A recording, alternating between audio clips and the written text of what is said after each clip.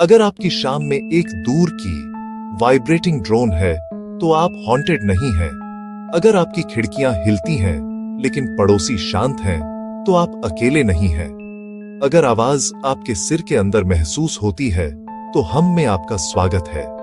दुनिया भर में कुछ लोग एक लगातार कम फ्रीक्वेंसी वाली आवाज की रिपोर्ट करते हैं। गहरी ड्रोनिंग कभी कभी सुनी जाने से ज्यादा महसूस की जाती है।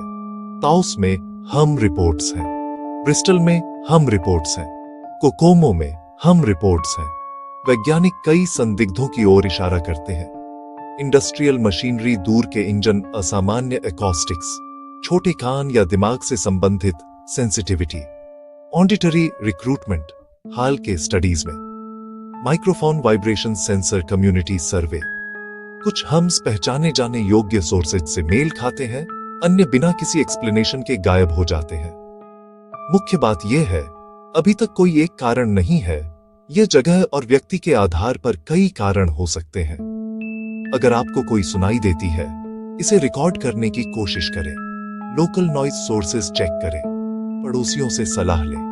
अगर यह नींद या हेल्थ को प्रभावित करता है तो ऑडियोलॉजिस्ट से मिलें। रहस्य सुलझा नहीं है, लेकिन साइंस इसमें लगा हुआ है। सुनते रहें, डॉक्यूमेंट करते रहें, सवाल पूछते रहें। उत्सुक हैं ऐसे